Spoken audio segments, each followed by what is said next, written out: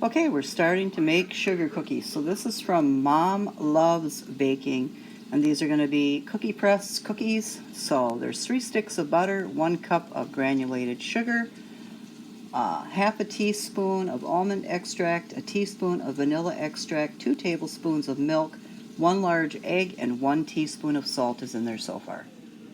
And then after you cream the butter and the sugars together, it's 3.5 cups of all-purpose flour and 1 teaspoon of baking powder. And we're gonna get that all blended up. Okay, and then I chill the cookie batter for 1 hour before loading it in the press.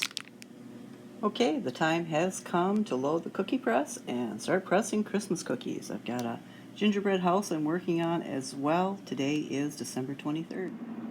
And here is my first batch ready to go in. I never have much luck with the flower press.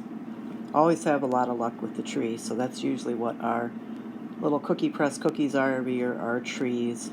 And I like the color of the green sanding sugar, so I put some of that on. I still have the peanut butter blossom cookies for my husband to make. I did make 3 dozen for him to take to work.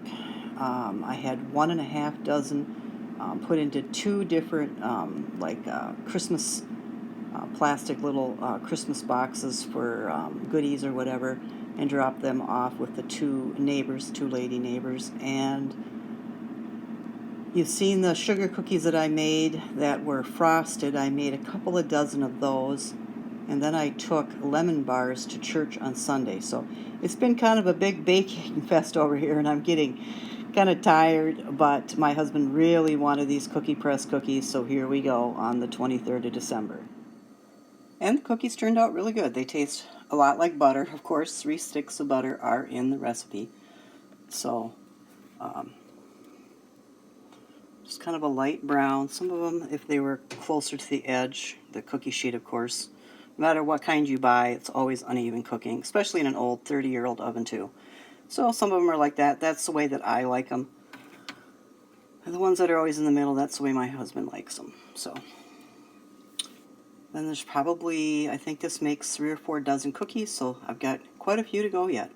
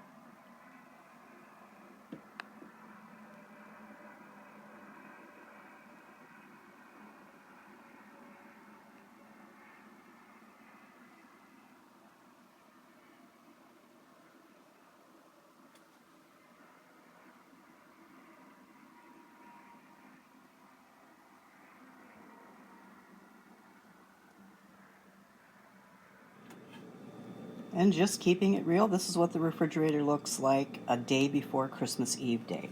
So here's more of the cookie batter. I had to put it back in the refrigerator. It's getting too warm for the press.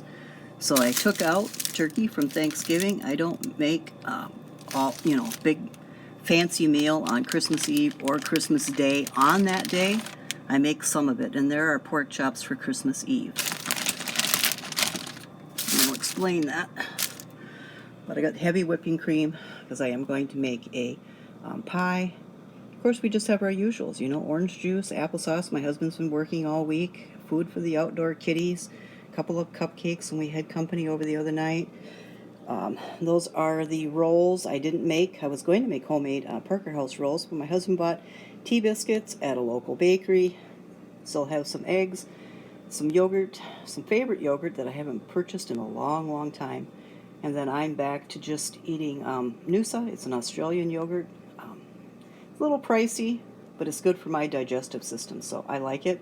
And I eat a little cup every other day, and it works way better for me than If I made homemade yogurt, which at this point we haven't got a source for raw milk, that source has retired. The other source has gone out of business. So there we have it for that whole concept. Some carrots still there for the outdoor animal and our animals, and some lettuce.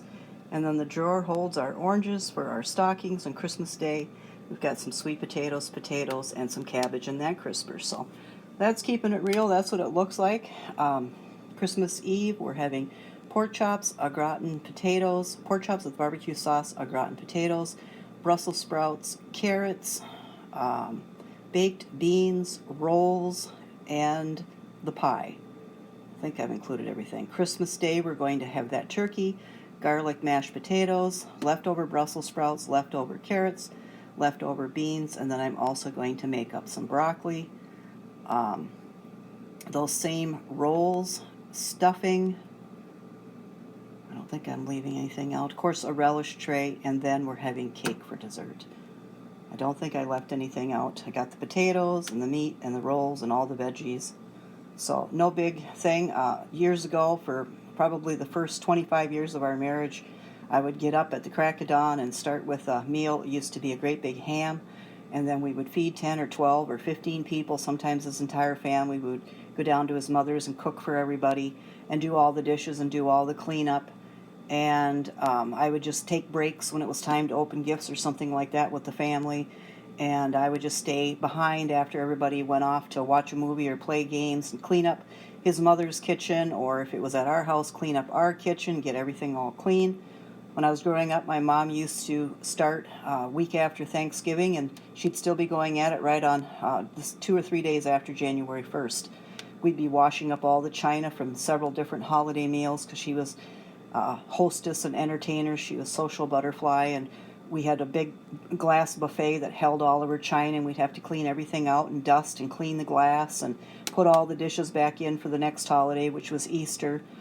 And I mean, she would just be busy between cleaning and cooking and baking, and I don't think she ever had but maybe 10 or 15 minutes to enjoy sitting and visiting with somebody over a period of almost 2 months. So that's not the way I want to do things anymore. I try to keep up with her. There's no way I could ever do that to that scale. And I just got tired of fixing these great big meals and not spending any time with family or my husband. So I cook the meat ahead, and I make the vegetables as easy as possible. The potatoes, au gratin or garlic mashed potatoes, don't take long at all. The stuffing is box stuffing from the store. If I don't bake buns for Thanksgiving, which I did, but we ate them all, then I just buy store-bought buns. And as far as the cake, that's from a bakery. The pie is only going to take me about a half an hour.